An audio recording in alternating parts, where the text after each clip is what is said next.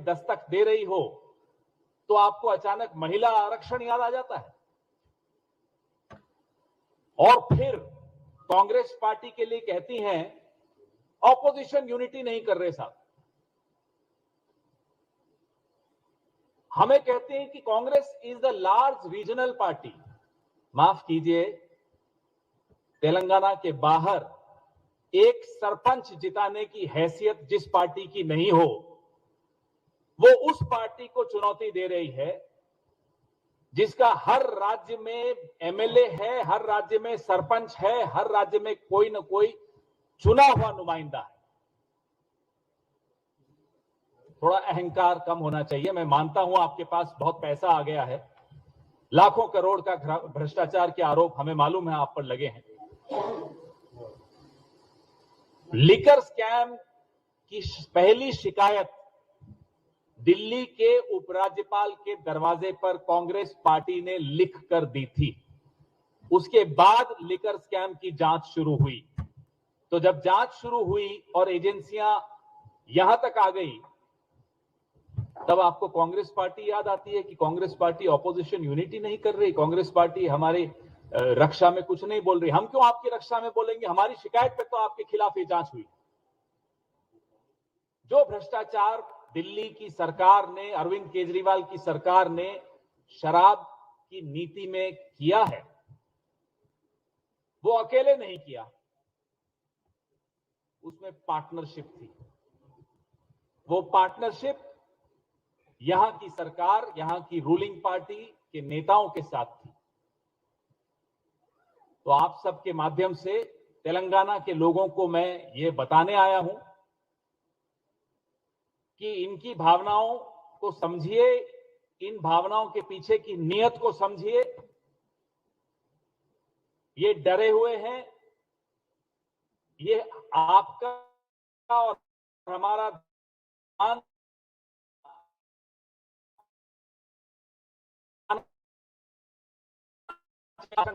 MP ने कितनी बार महिला आरक्षण की बात की थी, जरा बताइए।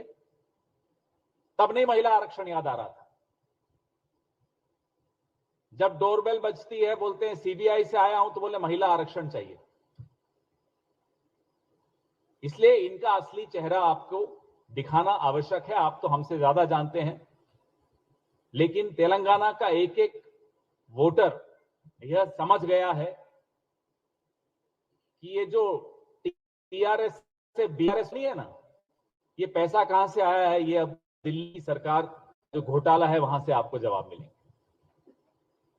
जब मेरे पास 100 रुपए होते हैं तो मैं एक छोटी दुकान खोलता हूं, 500 आ जाते हैं तो थोड़ा बड़ी दुकान हो जाती है, 5 लाख आ जाते हैं तो मॉल की तरफ बढ़ता हूं। ये अब छोटी दुकान मॉल बनाना चाहते हैं, लेकिन उस मॉल से का जो पैसा आ रहा है वो आम आदमी की जेब से निकाल कर वो पैसा लूटा जा रहा है। उसकी जांच चल रही है। बताइए, जांच क्यों नहीं होनी चाहिए? जांच भी होनी चाहिए, सजा भी होनी चाहिए।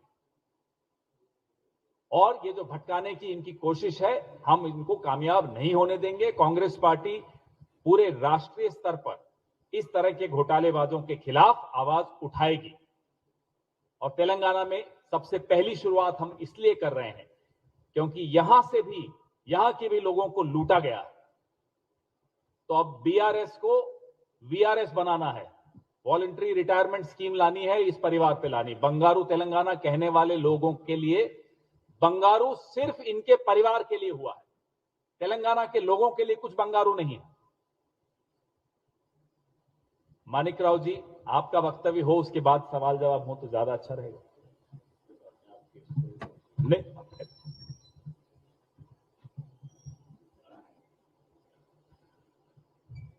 सम्मानीय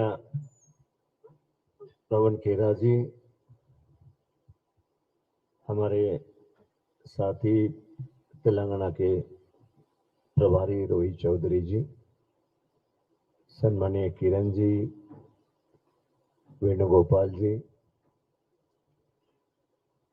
और मेरे सभी मीडिया के, इलेक्ट्रॉनिक मीडिया, सोशल मीडिया के सभी मेरे साथी, आपको सबसे पहले मैं धन्यवाद देना चाहूँगा कि पवन खेड़ा जी की आज इस प्रेस में आप सभी उपस्थित हुए और जो स्थिति पूरे तेलंगाना की है, जिस तरीके से टीआरएस जो स्टेट में दिखावा कर रही है, हम गरीब जनता के हित में, सभी दुर्बल समाज के हित में हम डिसीजन ले रहे हैं। उनको पैसा उनके लिए खर्चा हो रहा है, लेकिन जिनका भी जितना भी कर्जा इनके ऊपर हुआ है, 4 लाख करोड़ करीब करीब इनके ऊपर कर्जा हुआ है, वो किस तरफ गया है। हमारे जो यहाँ पे कांग्रेस पार्टी छत्तीसगढ़ में सीएम है, वहां हमारी गवर्नमेंट है, वो गवर्नमेंट में सिर्फ 70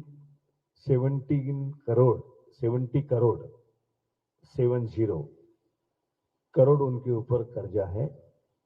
लेकिन यहाँ की गवर्नमेंट के ऊपर 4 लाख करोड़ का जो कर्जा हुआ है, ये गया कहां पे है? गरीब जनता की तो कोई स्कीम पूरी नहीं हुई है, ना सभी को घर मिला है, ना सभी युवाओं को वहां पर 15 लाख 10 लाख रुपए मिले हैं। बीच में ही पैसा जा रहा है। उनके प्रतिनिधि जो है वो क्या कर रहे हैं? आधा हमारा आधा तुम्हारा, इस तरीके से वो स्कीम टीआरएस ने जो बनाई है, उन्हीं के लोगों के लिए बनाई है, ताकि वो पैसा उसमें से कमाए और बाद में वही चुनाव में लगाए। तो ये नीति जो चल रही है, गरीब लोगों का नाम लेकर अपनी जेब भरने की, और बाद में जिस तरीके से ओन जी ने यहाँ पर आप सभी के सामने कहा है कि उनकी नीति, पैसा आने के बाद क्या होता है, तो फिर बड़ी दुकान उस तरीके से खरीदी जाती है जो उन्होंने संकेत दिए। इसीलिए पैसों के आधार पे गरीब आदमी का पैसा लूट कर जो राजनीति टीआरएस कर रही है, ये सभी जनता को अभी पता चल चुका है। और उनको भी पता चल चुका है कि तेलंगाना के अंदर हमारे पैर तले की जमीन खिसक रही है और यहाँ पर कांग्रेस आगे बढ़ रही है। और आज की तारीख में कांग्रेस आगे बढ़ी है और 100% गवर्नमेंट तेलंगाना में कांग्रेस पार्टी की ही आएंगी, ये मैं आपको बता देता हूं। और इसी तरीके से, क्योंकि अंदर की बात शायद इनको लगता हो कि अपने पैसा तो बांट दिया है, लेकिन पैसा आया कहां से? गरीब जनता के जेब से पैसा निकाल लेना और उसको 5% 10% उसमें से निकाल के दे देना, और हमने आपके लिए कितना बड़ा अच्छा काम किया है दिखावा, ये करने की कोशिश ये गवर्नमेंट कर रही है। लेकिन लोगों को इस पता चल चुका है कि ये गवर्नमेंट हमारे हित में नहीं है, वो फैमिली के हित में है। ये बात स्पष्ट हो चुकी है। बस ये पवन राज जी हमारे जो नेतृत्व है, जो मीडिया के प्रमुख है, उस तरीके से उन्होंने आपके सामने यहाँ पर बात रखी। आपको सभी को मैं धन्यवाद देना चाहूंगा। जी, आपके सवाल।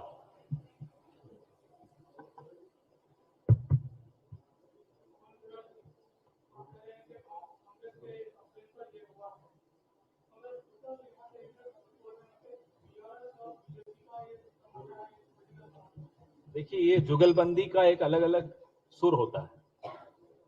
कुछ वक्त बाद समझ में आता है कि ये जुगलबंदी चल रही थी और क्यों चल रही थी। तो हम और आप जो राजनीति को समझते हैं, वो तो जानते हैं कि ये जुगलबंदी का हिस्सा है। कांग्रेस पार्टी ने मजबूर किया सरकार को जांच बैठाने को, नहीं तो दिल्ली में जो दुकानें खुल रही थी शराब की, रोहित जी तो हमारे दिल्ली से ही हैं, एमसीडी भारतीय जनता पार्टी के साथ की कंट्रोल में थी। क्या उनको नहीं मालूम था जब ये घोटाला हो रहा था? क्यों होने दिया? कांग्रेस पार्टी ने लगातार आवाज उठाकर मजबूर किया सरकार को कि इसकी जांच बैठाई जाए, इसलिए जांच बैठी। और जब जांच बैठी तो लोगों की गवाहियां हुई, लोगों ने बताया, जो जो सूचनाएं मिली उसके आधार पर यहां कविता जी के दरवाजे पर भी सीबीआई ईडी आ गए। तो जांच की पूरी जिम्मेदारी हमारी है। हमने जांच के लिए मजबूर किया सरकार, और हम तब तक आवाज उठाते रहेंगे जब तक ये केस सजा तक नहीं ले जाता, जब तक उन लोगों को सजा नहीं हो जाती जिन्होंने लोगों की जेब काटी है, वो भले दिल्ली में बैठी हुई सरकार हो या यहां हैदराबाद में बैठी हुई सरकार हो।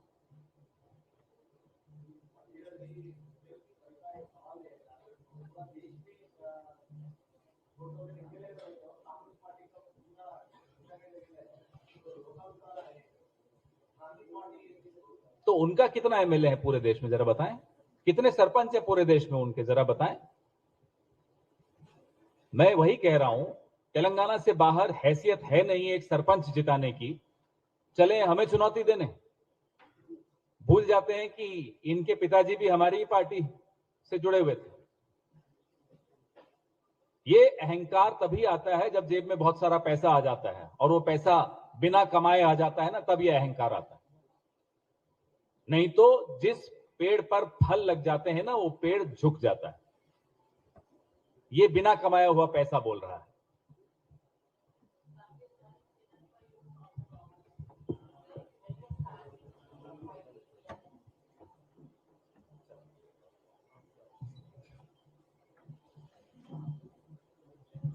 टीआरएस और कांग्रेस, आप सभी को मालूम इस तरीके से नीति टीआरएस की है, जो कांग्रेस के खिलाफ जो भी नेशनल लेवल पे लीडरशिप करना चाहती है, उसका नेतृत्व करने के लिए, उनको साथ देने के लिए उनकी तरफ से प्रयास हो रही है। टीआरएस के खिलाफ यहाँ पर कांग्रेस पार्टी है, लेकिन आप सभी को दिखाई देता है कि वो जानबूझकर कांग्रेस का नाम नहीं लेंगे। वो दिखाएंगे कि बीजेपी के साथ हमारी फाइट है, कांग्रेस साइड में है। लेकिन आप सभी जानते हैं, ग्राउंड लेवल की रिपोर्टिंग आप सभी करते हैं, तो यहां पर कांग्रेस बड़ी अच्छी तरीके से हम आगे बढ़ी है, और उसका नतीजा भी आपको चुनाव के बाद दिखाई देगा। तो ये टीआरएस का एक दिखावापन है कि वो हम बीजेपी से लड़ रहे हैं। बीजेपी से लड़ ही नहीं रहे, वो कांग्रेस को पीछे खींचना या राहुल जी के नेतृत्व के खिलाफ उस तरीके से साजिश करना, तो मैं समझता हूं कि ये मोदी जी को नीचे नहीं लाना चाहते, मोदी जी को साथ में हाथ से हाथ मिलाकर वो आगे चलना चाहते हैं। ये तो सब दुनिया देख रही है, पूरे देश देख रहा है। तो टीआरएस, हम उनके पूरी तरह एक खिलाफ है, वो पार्टी के खिलाफ है। जिस तरीके से नीतियां गुमराह लोगों को करने के लिए, जो पैसा गरीब जनता का जो पैसा है वो पूरी तरह लूट उन्होंने करने की शुरुआत की है, उसके खिलाफ हमारी पार्टी है। Thank you.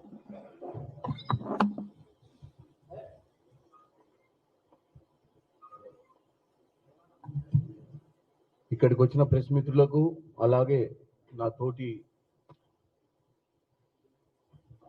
TPCC committee vice president చెరుకు సుధాకర్ గారికి, प्रोटोकॉल चीफ क्षण याद आ जाता है जब ईडी और सीबीआई दरवाजे पे दस्तक दे रही हो, तो आपको अचानक महिला आरक्षण याद आ जाता है। और फिर कांग्रेस पार्टी के लिए कहती हैं ऑपोजिशन यूनिटी नहीं कर रहे साहब। हमें कहते हैं कि Congress is the large regional party. माफ कीजिए, तेलंगाना के बाहर एक सरपंच जिताने की हैसियत जिस पार्टी की नहीं हो, वो उस पार्टी को चुनौती दे रही है जिसका हर राज्य में एमएलए है, हर राज्य में सरपंच है, हर राज्य में कोई ना कोई चुना हुआ नुमाइंदा है। थोड़ा अहंकार कम होना चाहिए। मैं मानता हूं आपके पास बहुत पैसा आ गया है, लाखों करोड़ का भ्रष्टाचार के आरोप हमें मालूम है आप पर लगे हैं। लिकर स्कैम की पहली शिकायत दिल्ली के उपराज्यपाल के दरवाजे पर कांग्रेस पार्टी ने लिख कर दी थी। उसके बाद लिकर स्कैम की जांच शुरू हुई। तो जब जांच शुरू हुई और एजेंसियां यहां तक आ गई, तब आपको कांग्रेस पार्टी याद आती है कि कांग्रेस पार्टी ऑपोजिशन यूनिटी नहीं कर रही, कांग्रेस पार्टी हमारे रक्षा में कुछ नहीं बोल रही। हम क्यों आपकी रक्षा में बोलेंगे? हमारी शिकायत पे तो आपके खिलाफ ये जांच हुई। जो भ्रष्टाचार दिल्ली की सरकार ने, अरविंद केजरीवाल की सरकार ने शराब की नीति में किया है, वो अकेले नहीं किया, उसमें पार्टनरशिप थी।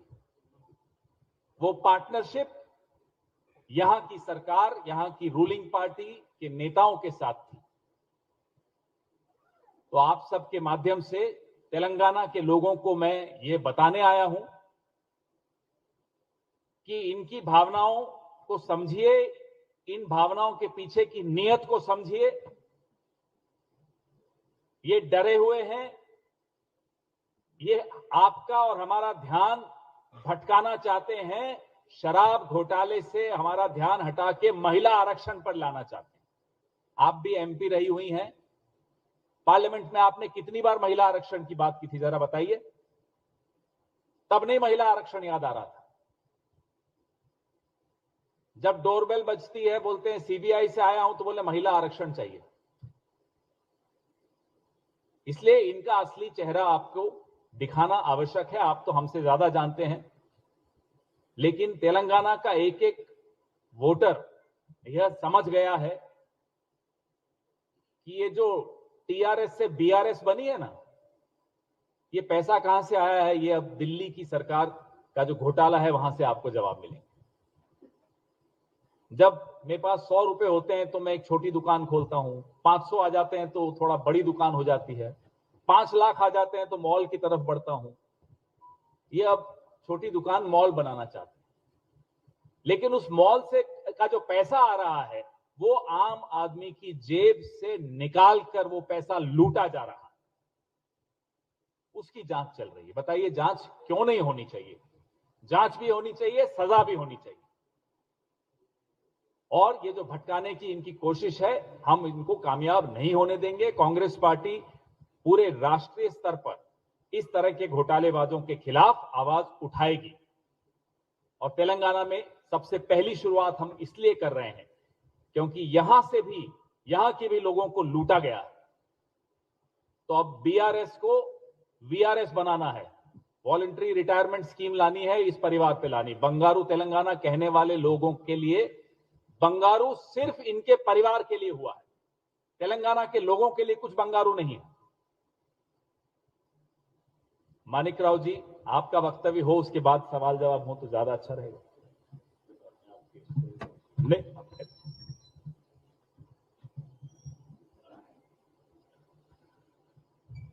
सम्मानीय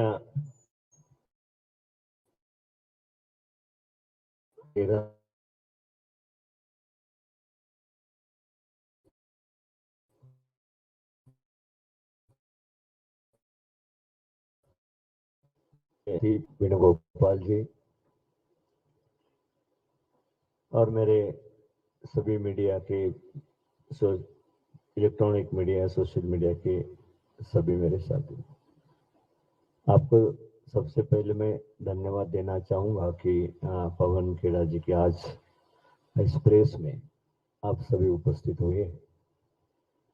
और जो स्थिति पूरे तेलंगाना की है, जिस तरीके से टीआरएस जो स्टेट में दिखावा कर रही है, हम गरीब जनता के हित में, सभी दुर्बल समाज के हित में हम डिसीजन ले रहे हैं, उनको पैसा उनके लिए खर्चा हो रहा है। लेकिन जिनका भी जितना भी कर्जा इनके ऊपर हुआ है, 4 लाख करोड़ करीब करीब इनके ऊपर कर्जा हुआ है, वो किस तरफ गया है।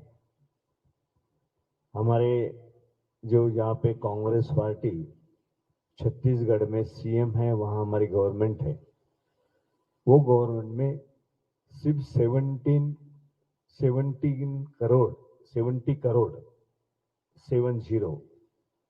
करोड़ उनके ऊपर कर्जा है। लेकिन यहाँ की गवर्नमेंट के ऊपर 4 लाख करोड़ का जो कर्जा हुआ है, ये गया कहां पे है? गरीब जनता की तो कोई स्कीम पूरी नहीं हुई है, ना सभी को घर मिला है, ना सभी युवाओं को वहां पर 15 लाख 10 लाख रुपए मिले हैं। बीच में ही पैसा जा रहा है। उनके प्रतिनिधि जो है वो क्या कर रहे हैं? आधा हमारा आधा तुम्हारा। इस तरीके से वो टीम उन्हीं के लिए नहीं है ताकि वो पैसा उसमें से कमाए और बाद में वही चुनाव में लगाए। तो ये नीति जो चल रही है गरीब लोगों का नाम लेकर अपनी जेब भरने की, और बाद में जिस तरीके से ओन जी ने यहाँ पर आप सभी के सामने कहा है कि उनकी नीति पैसा आने के बाद क्या होता है, तो फिर बड़ी दुकान उस तरीके से खरीदी जाती है जो उन्होंने संकेत दिए। इसीलिए पैसों के आधार पे गरीब आदमी का पैसा लूट कर जो राजनीति टीआरएस कर रही है, ये सभी जनता को अभी पता चल चुका है। और उनको भी पता चल चुका है कि तेलंगाना के अंदर हमारे पैर तले की जमीन खिसक रही है और यहाँ पर कांग्रेस आगे बढ़ रही है। और आज की तारीख में कांग्रेस आगे बढ़ी है और 100%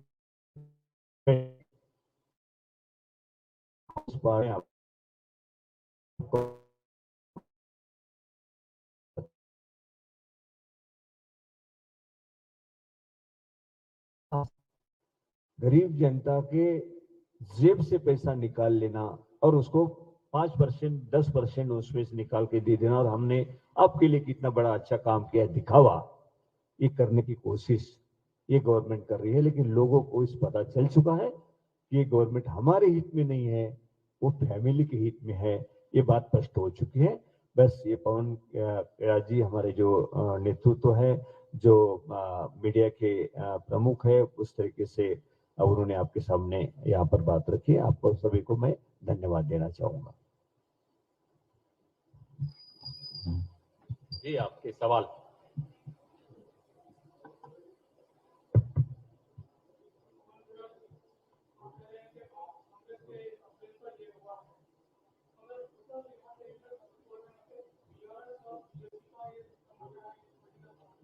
देखिए, ये जुगलबंदी का एक अलग अलग सुर होता है। कुछ वक्त बाद समझ में आता है कि ये जुगलबंदी चल रही थी और क्यों चल रही थी।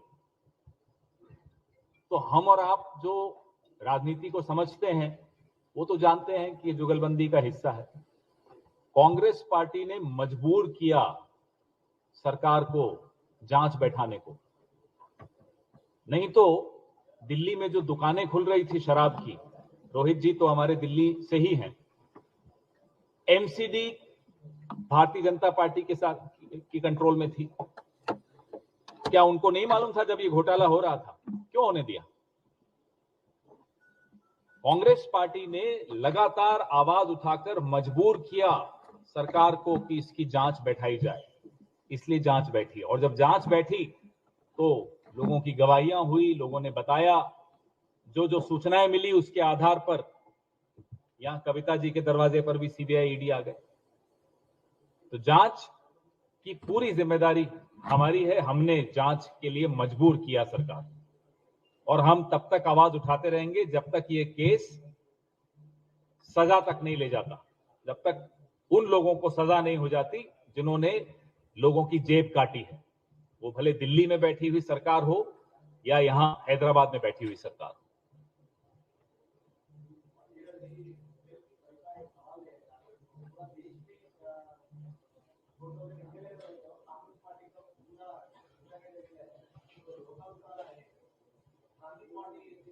तो उनका कितना एमएलए है पूरे देश में, जरा बताएं? कितने सरपंच है पूरे देश में उनके, जरा बताएं? मैं वही कह रहा हूं, तेलंगाना से बाहर हैसियत है नहीं एक सरपंच जिताने की, चले हमें चुनौती देने। भूल जाते हैं कि इनके पिताजी भी हमारी ही पार्टी से जुड़े हुए थे। ये अहंकार तभी आता है जब जेब में बहुत सारा पैसा आ जाता है, और वो पैसा बिना कमाए आ जाता है ना, तब ये अहंकार आता है। नहीं तो जिस पेड़ पर फल लग जाते हैं ना, वो पेड़ झुक जाता है। ये बिना कमाया हुआ पैसा बोल रहा है।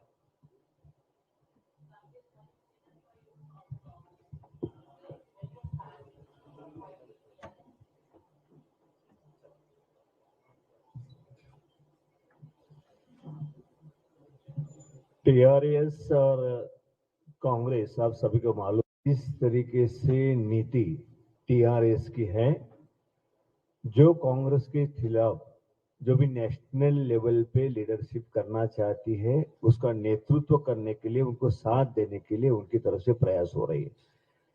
टीआरएस के खिलाफ यहाँ पर कांग्रेस पार्टी है, लेकिन आप सभी को दिखाई देता है कि वो जानबूझकर कांग्रेस का नाम नहीं लेंगे। वो दिखाएंगे कि बीजेपी के साथ हमारी फाइट है, कांग्रेस साइड में है। लेकिन आप सभी जानते हैं, ग्राउंड लेवल की रिपोर्टिंग आप सभी करते हैं, तो यहां पर कांग्रेस बड़ी अच्छी तरीके से हम आगे बढ़ी है और उसका नतीजा भी आपको चुनाव के बाद दिखाई देगा।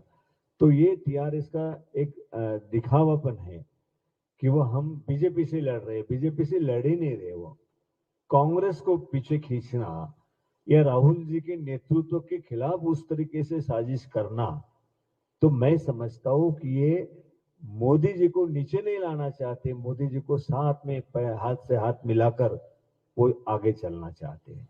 ये तो सब दुनिया देख रही है, पूरे देश देख रहा है। तो टीआरएस हम उनके पूरी तरह एक खिलाफ है, वो पार्टी के खिलाफ है।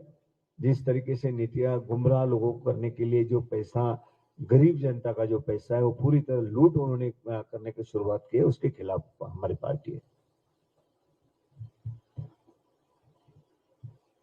Thank you.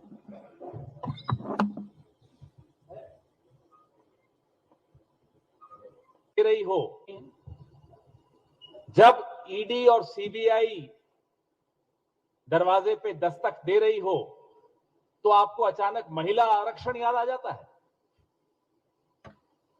और फिर कांग्रेस पार्टी के लिए कहती हैं ऑपोजिशन यूनिटी नहीं कर रहे साहब। हमें कहते हैं कि Congress is the large regional party. माफ कीजिए, तेलंगाना के बाहर एक सरपंच जिताने की हैसियत जिस पार्टी की नहीं हो, वो उस पार्टी को चुनौती दे रही है जिसका हर राज्य में एमएलए है, हर राज्य में सरपंच है, हर राज्य में कोई ना कोई चुना हुआ नुमाइंदा है। थोड़ा अहंकार कम होना चाहिए। मैं मानता हूं आपके पास बहुत पैसा आ गया है, लाखों करोड़ का भ्रष्टाचार के आरोप हमें मालूम है आप पर लगे हैं। लिकर स्कैम की पहली शिकायत दिल्ली के उपराज्यपाल के दरवाजे पर कांग्रेस पार्टी ने लिख कर दी थी। उसके बाद लिकर स्कैम की जांच शुरू हुई। तो जब जांच शुरू हुई और एजेंसियां यहां तक आ गई, तब आपको कांग्रेस पार्टी याद आती है कि कांग्रेस पार्टी ऑपोजिशन यूनिटी नहीं कर रही, कांग्रेस पार्टी हमारी रक्षा में कुछ नहीं बोल रही। हम क्यों आपकी रक्षा में बोलेंगे? हमारी शिकायत पे तो आपके खिलाफ ये जांच हुई। जो भ्रष्टाचार दिल्ली की सरकार ने, अरविंद केजरीवाल की सरकार ने शराब की नीति में किया है, वो अकेले नहीं किया, उसमें पार्टनरशिप थी। वो पार्टनरशिप यहां की सरकार, यहां की रूलिंग पार्टी के नेताओं के साथ थी। तो आप सबके माध्यम से तेलंगाना के लोगों को मैं ये बताने आया हूं कि इनकी भावनाओं को समझिए, इन भावनाओं के पीछे की नीयत को समझिए। ये डरे हुए हैं, ये आपका और हमारा ध्यान भटकाना चाहते हैं, शराब घोटाले से हमारा ध्यान हटा के महिला आरक्षण पर लाना चाहते हैं। आप भी एमपी रही हुई हैं, पार्लियामेंट में आपने कितनी बार महिला आरक्षण की बात की थी, जरा बताइए। तब नहीं महिला आरक्षण याद आ रहा था। जब डोरबेल बजती है, बोलते हैं सीबीआई से आया हूं, तो बोले महिला आरक्षण चाहिए। इसलिए इनका असली चेहरा आपको दिखाना आवश्यक है। आप तो हमसे ज्यादा जानते हैं, लेकिन तेलंगाना का एक एक वोटर यह समझ गया है कि ये जो टीआरएस से बीआरएस बनी है ना, ये पैसा कहां से आया है। ये अब दिल्ली की सरकार का जो घोटाला है, वहां से आपको जवाब मिलेंगे। जब मेरे पास 100 रुपए होते हैं तो मैं एक छोटी दुकान खोलता हूं, 500 आ जाते हैं तो थोड़ा बड़ी दुकान हो जाती है, 5 लाख आ जाते हैं तो मॉल की तरफ बढ़ता हूं। ये अब